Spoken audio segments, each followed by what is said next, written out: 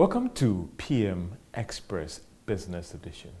Well, the economist, the analyst, the majority of Ghanaians called for it. And the IMF Executive Board has finally approved Ghana's program. It's been about 6 days since the board did this. But how do we ensure that we keep on track and appreciate this program? And will it bring about the needed economic transformation or not? Well, these are the issues as we engage the resident representative of the IMF, Dr. Leandro Medina, as you get to understand the IMF program and the challenges ahead. Doc, thank you for your time so much and appreciate it so much. How are you doing? All good. It's good to see you, and good morning, good afternoon, good night to your audience. Interesting. And before we get into the fine details, how have you settled in? How has it been for you? First time in Africa, Ghana? No? So I've been here since September, and my family and I were really enjoying Accra. We are really enjoying the culture, the music, the food, the warmth of Ghanaian population.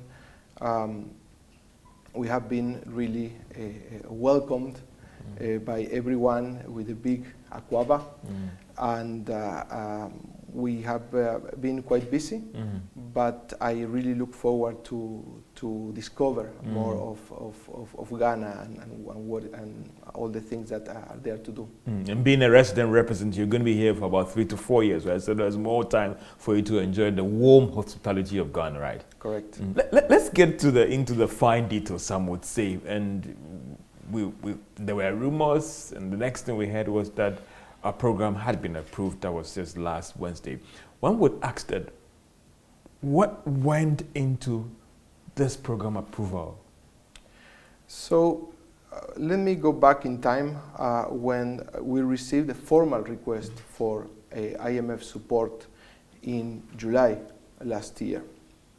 Since then, a number of discussions took place in the context of missions from IMF staff to Accra, and also in the context of the IMF and World Bank annual meetings in Washington, D.C. In December last year, we reached what we call staff level agreement, which means that the Ghanaian authorities and the IMF staff have agreed on reforms and policies that can be supported by the IMF. Since December, to be able to go to the board from the staff level agreement, we really needed first that authorities started with the actions in this program of policies and reforms, and also sufficient progress need to be made in the path to take debt into a more sustainable level, right? To have some assurances. Recently, the official creditor committee was formed in the context of the G20 Common Framework.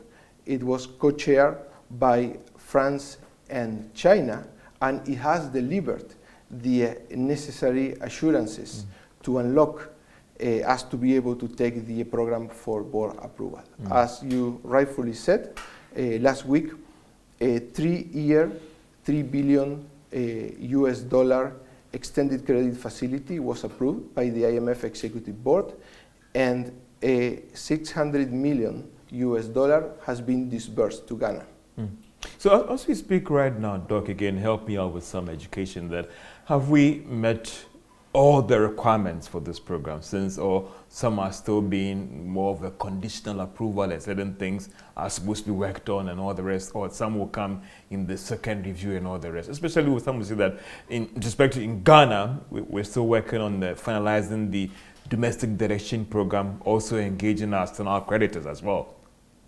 Let me tell you, all the requisites by the authorities and what was needed from the international community to be able to go to the board has been met, and therefore the board was able to approve the program request. But this is just the beginning. And as Governor Addison said, there is a lot of work ahead of us. This is a 3-year program that is very rich in policies and reforms with the objectives of restoring the macroeconomic stability, ensuring debt sustainability, and laying the foundations for a higher and more inclusive growth. So the work has just started. Help me out for the sake of our viewers as well. So it's supposed to be a 3-year program. When does the program officially take off? Was it when the board approved it, or when the disbursement was made, or when Ghana actually starts drawing down the funds? So when the staff level agreement was reached and all the rest. Help us out when you talk about the 3-year program and when officially kicks off. The implementation has essentially started actually when we were discussing the program that could be supported by the IMF. And we see already some results. For example, inflation came down from 54% in December last year to 41% in April this year. In terms of the milestones and the timeline, a program is designed to have a review every 6 months. This means that every 6 months we are expected to go to the executive board for approval of the review, and then a disbursement can be made.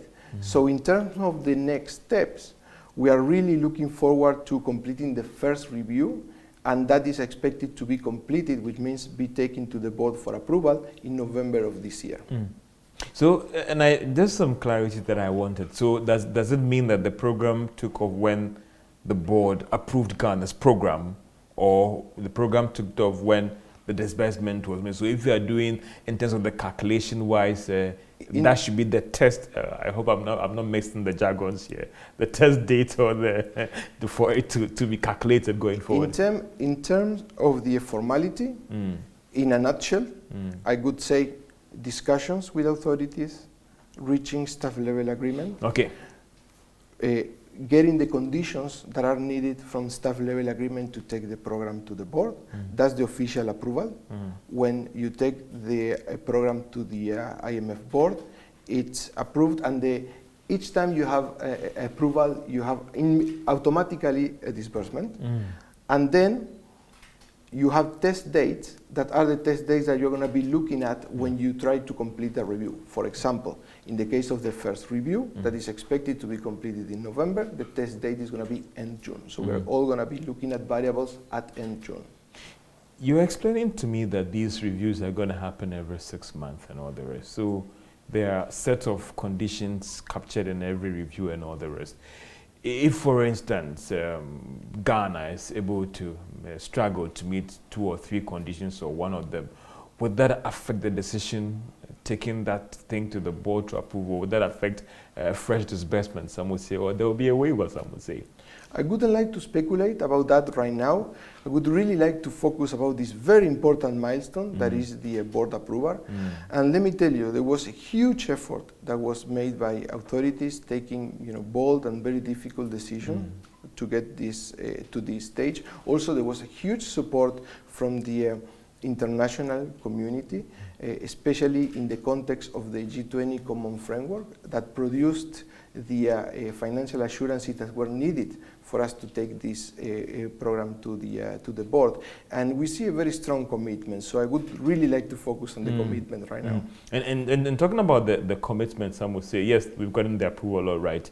Again, what measures are being put in place to ensure that we stick to the tenets of the program in terms of what we're supposed to do under each review and all the rest? Some would say that. We are quite confident about the strength of the program and that it will be implemented as it has been designed. I would say that commitment is there.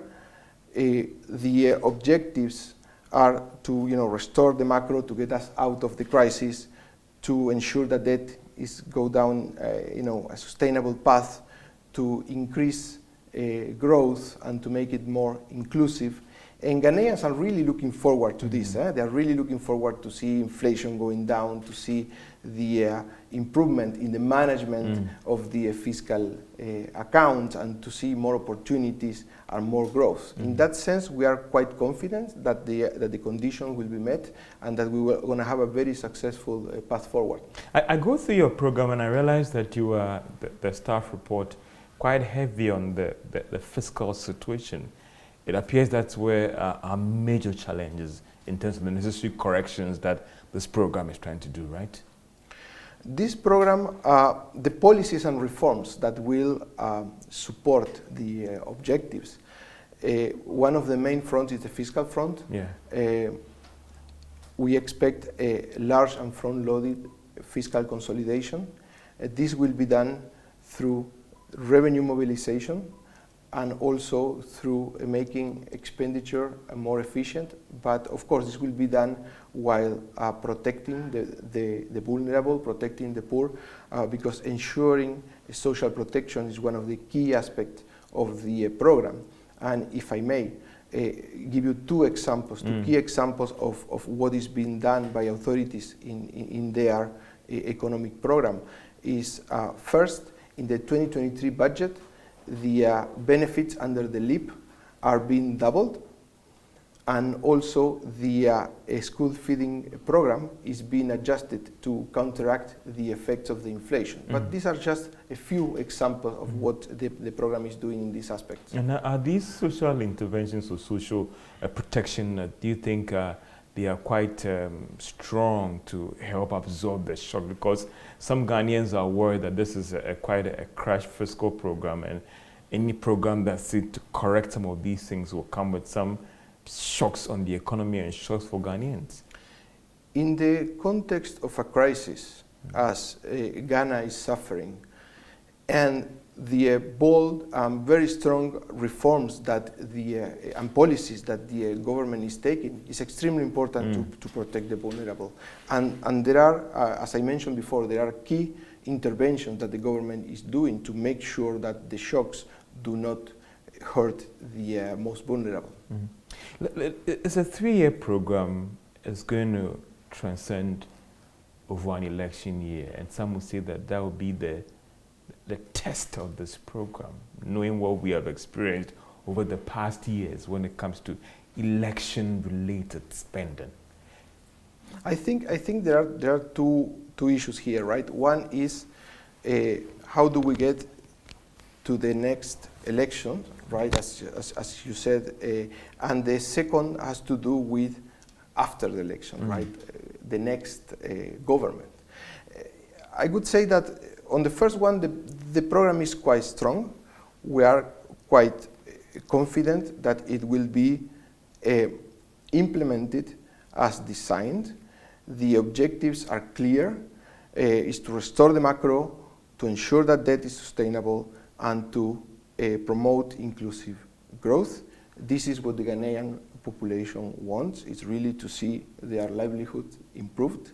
And in this sense, we have seen a very strong commitment by the authorities. And let me tell you again, they have really taken very bold and very difficult decisions. On the second topic, I would say, no matter what happens next year, no matter what the result is, the objectives of the program and the policies that are needed remain valid. And there is support across the aisle, and we see support from the Ghanaian people. Interesting. This is PM Express Business Edition as we engage the IMF resident representative on Ghana's IMF program, understanding the program better from those who worked on it and those who approved it, and the challenges that lies ahead. Be sure to take a short break, and we will be right back.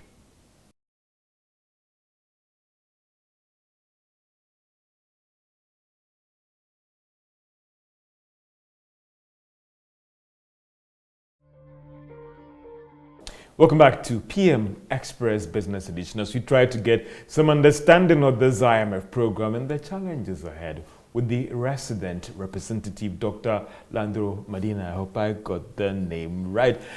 We're still talking about the program. Some are saying that could we have had a 4-year program, a 5-year program, because some are worried that the 3-year is quite a crash one and it's coming with some shocks for the economy and even for the very normal Ghanaians. The Extended Credit Facility is a program that is designed to support medium-term necessities of countries when face economic difficulties. Usually it comes with, it's highly concessional, so the interest rate is effectively zero, and the grace period is beyond 5 years.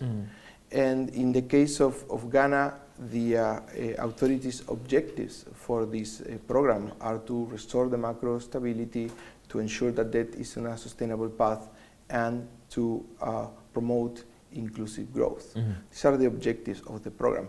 Instead of, in terms of the length of the program, it is a standard length, 3 years. It's consistent with the design and on the needs of the country and when you expect to rebound and to really take off. It doesn't have to be 3 years. It could be more, as you rightfully said. In this case, it's 3 years, but it's the most common duration of this type of program. Looking at the challenge with Ghana's economy, do you think that 3 years will be enough to help with the necessary correction that everyone is looking forward to? We really expect that the program is implemented as designed, and that in 3 years we are in a path of sustainable debt, a manageable fiscal account, and a more higher and inclusive growth. I go through your staff report again, and there's a portion where you say that you support government's proposal of, again, using revenue to address some of these challenges that are going on in the economy. Some are saying that, well, it is not a revenue thing. Some would say that's 100% revenue, but also some aggressive concentration on the expenditure, because if we are heavy on revenue, that might not be good.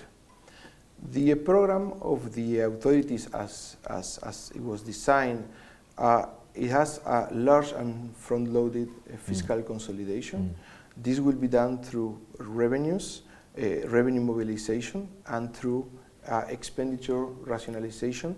On the revenue front, this will be done through not only tax measures, but also administrative measures to basically broaden the tax And I wanted that clarification from you, because the perception from most people out there is that the fund program is going to push for tax increases, and that's where they are worried. There's also another aspect of this, which is when you compare Ghana internationally, the tax to GDP ratio is quite low.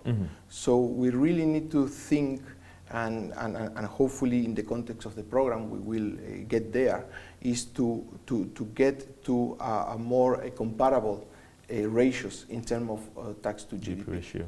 I see. Let's come back to now. You clarified this for me earlier on, but I just wanted some clarification again in terms of the social protection nets as well. I mean, there's talk about LEAP and another program, but some are saying that someone who is more of earning about 3,000 Ghana cedis, maybe earning about 10,000 Ghana cedis, has to still deal with the income rate hikes and all the rest. That person doesn't subscribe to LEAP. There is the middle low income earning people who will still be exposed to this program. How are we dealing with those set of Ghanaians who have come across as an anti-IMF program, and some are saying that still we don't want an IMF program? That's their concern out there. Again, the objectives of the program, which will really have spillovers to the whole Ghanaian population, are to really get us out of this crisis, to ensure that debt is a sustainable path and to increase growth. Of course, one of the objectives is to decrease inflation to a single digit. That would really have an effect on the population, because it would really affect the cost of the goods that these individuals that you mentioned will be buying. See, interested. Let's come to another critical thing, and I asked you earlier on about the length of this program, and there is a likelihood that a new administration will take over implementing this program as well. Now, what has the fund done to ensure that this program gets the buy-in of Parliament and all the actors that matters? I mean, we know about organized labor and their stance on a fund program for this country. What is the fund itself, has the fund done to ensure that, first, the buy-in of all the social actors and even Parliament's approval? I stand to be educated as we speak right now. This program has not been approved by Parliament. I think we're talking about three aspects. I would like to go through each one of them. First of all, in terms of the strength of the program is quite strong, and if implemented as planned, it will get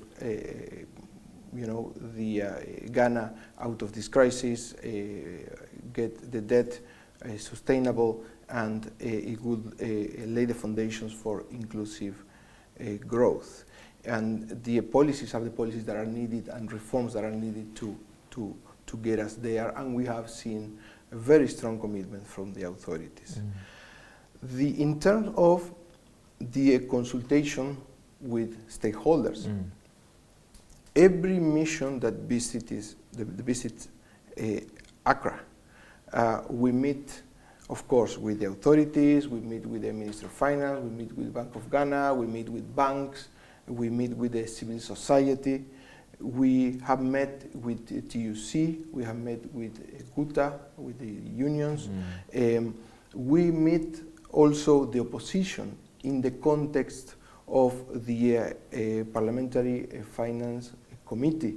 So in that sense, we are comfortable that we have been consistently. You have the buy-in of all these actors. With all the relevant actors in Ghana, where we have been able to not only to explain what we are really discussing and what are the aims of the discussion, but mostly to hear their concern, which is extremely important for us to hear the concern of the different stakeholders.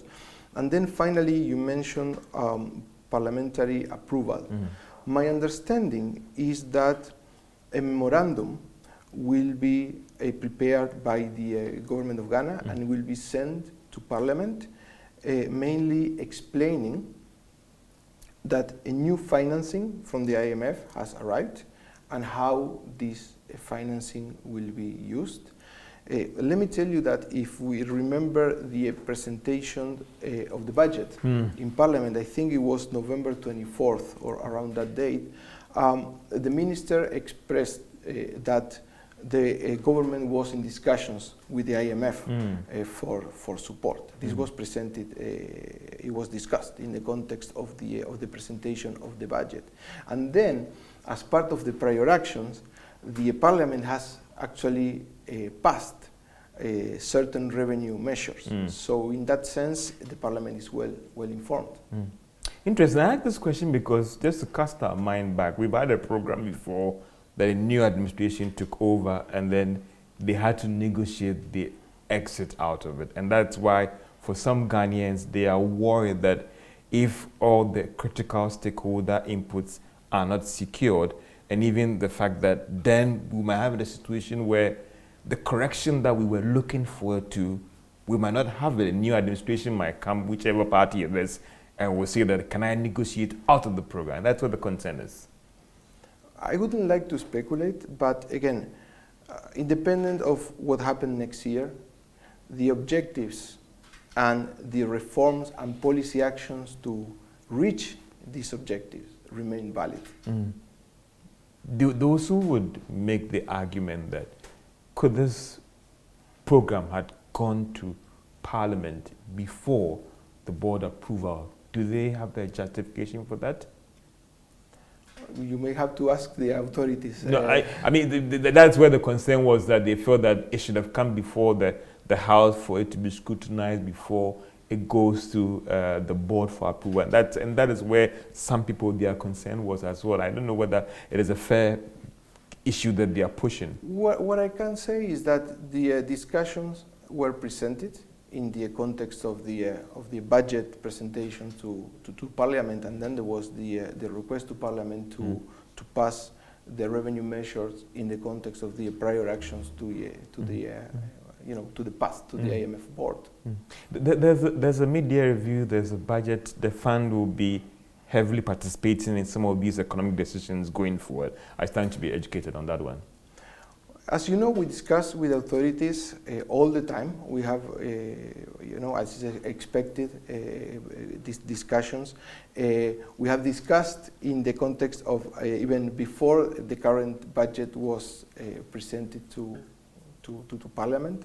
So we expect to continue discussions going forward. This is business as usual. Yeah, and we're going to see the fund heavily in that one as well.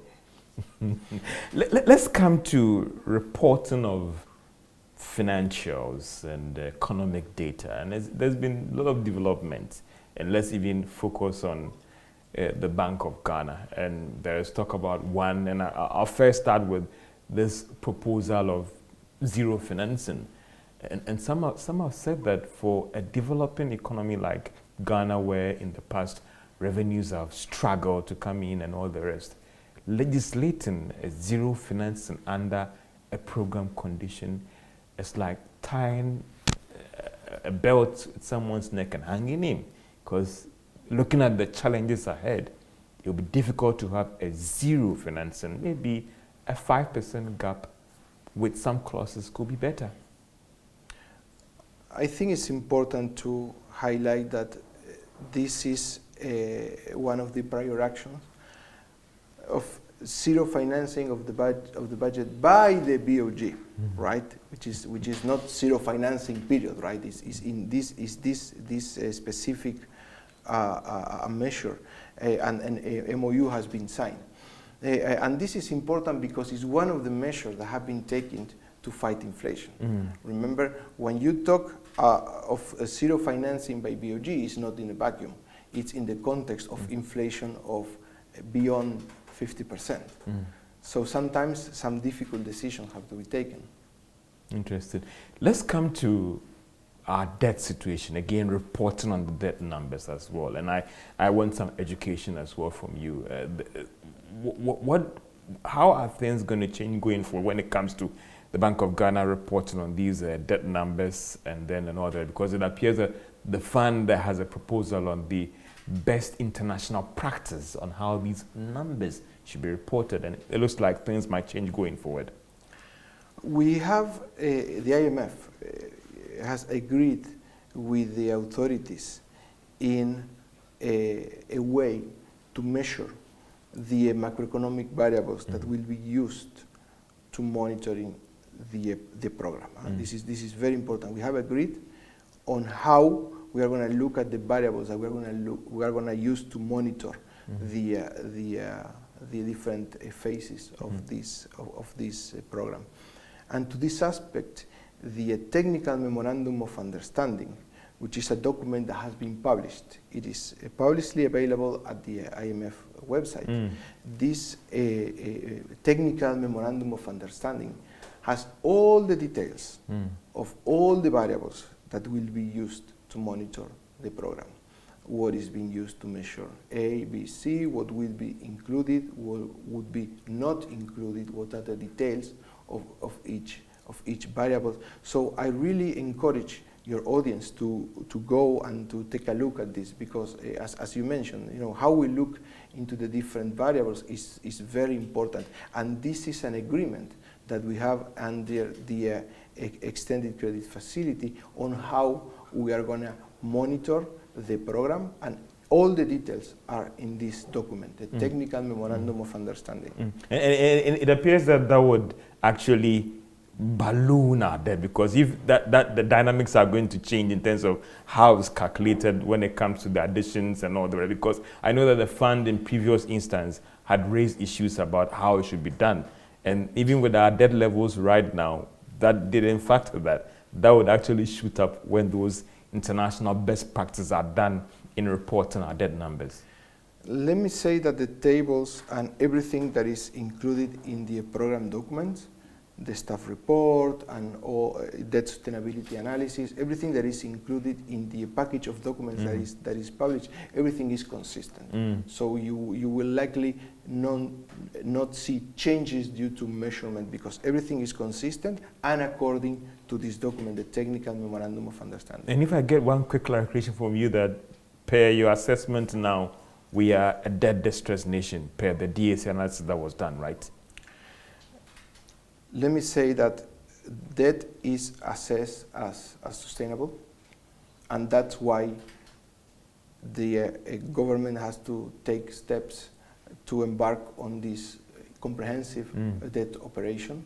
And one of the legs of the program aims at bringing debt to sustainable levels. It's a very important dimension, and authorities have really embarked on a very important comprehensive debt operation that included domestic debt, external bilateral, and external commercial debt. 55% of GDP by 2028, feasible? If the program is implemented as designed, and we have seen the commitment, it's feasible. This is PM Express Business Edition. Some will say that what is the program's take on corruption in terms of improving all these governance issues? Is it silent on this, or there is something in for everyone in terms of addressing all these issues? We'll take a break and be right back. This is PM Express Business Edition.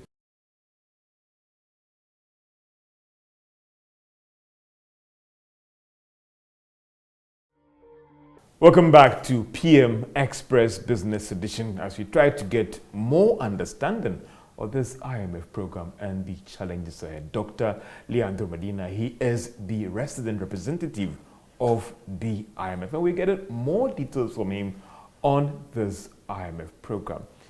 This program seeks to fiscal consolidation and all the rest. It appears as silent on governance issues and corruption. Am I right? Or maybe I need to go back to the document.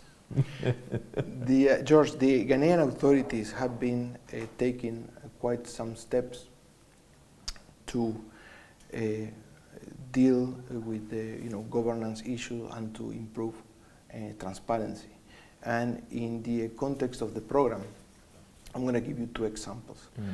First, on governance, the authorities have requested the IMF technical assistance to conduct a governance corruption diagnostic assessment, which will be done with the support of the IMF, and the result will be an input for the amendment of the National Anti-Corruption Action Plan. That's the name, NACAP. And this is a very important dimension of improvement in governance by the authorities.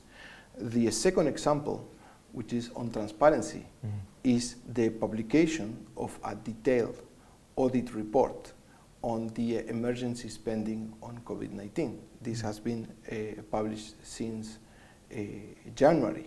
These are just a few measures that have been taken and will be taken as the program goes along in the dimension of improving governance and increasing transparency. Does it just stop at the consultation bit? Because I asked this question about the governance and the corruption because of its implication on the fiscal position as well. So is it just an advisory role or just helping? Because some are still saying that through your disbursement, through program support and all there is, a lot more things can be done to scrutinize the situation when it comes to governance and corruption. In terms of governance and transparency, we really take it seriously. There's a lot in the staff report, in the program documents. You will see there are different dimensions that we look into, and we really support the effort of authorities trying to, again, make steps to address governance issues and to increase transparency. Let me get your quick thoughts on some of these programs that still has to do with expenditure. There's talk about free SHS, another program initiative as well. We saw in the program that you'll be helping also review some of these programs. What does that mean, if you can help me, educate me on that one? So first of all, ensuring social protection is a key aspect of the program. Let me be clear. In times of crisis, it's not uncommon that the expenditure as a whole is reviewed, and the different initiatives are being reviewed to make them more cost efficient. So this is what it's going into that. Are other donors going to come on board to support this program apart from the IMF? Is the World Bank and other partners is going to come on board? The extended credit facility, as I mentioned, is a program to support, financially support the needs of countries in difficulty. And one very important dimension of this type of program is the role as the catalytic role in securing foreign aid and foreign financing. In this sense, the role of donors, of development partners and other multilaterals is very key, and we really expect them to come on board, and some of them they are already working on the different initiatives that they have. So we're going to have this investment come on also to support the program as well. The World Bank is doing about $1 billion. The World Bank is working on different initiatives. The AFDB is working on different initiatives. Other partners are working as well very hard to support Ghana. We all want Ghana to succeed.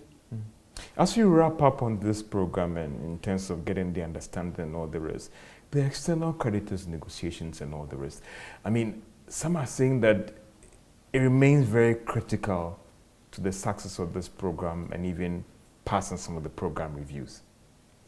As I said before, this is a comprehensive debt operation that includes different types of creditors, right? It includes the domestic debt, it includes the external bilateral, and it includes the external commercial. What I can say, the domestic front has been largely concluded. The external front, which is, I think, what you referred to, it has two components, right? The bilateral and the commercial. On the bilateral front, we have received assurances in the context of the G20 common framework, right? The official creditor committee was formed and co-chaired by China and France have provided the assurances. So that is very promising. On the commercial front, the authorities are discussing with their creditors, and also progress is being made, and we expect also progress to continue to be made. Do you think that for you, this program, after 3 years, the expectations will be met to restructure this economy, and there were those critical structural issues that we will not come back and knock on your door again for an extended credit facility? This program is very strong on really the objectives and the policies and reforms that are needed. So again, if implemented as planned, this program will really help us not only dealing with the crisis, but get out of the crisis and really lay the foundation, which is exactly what you are talking about, right?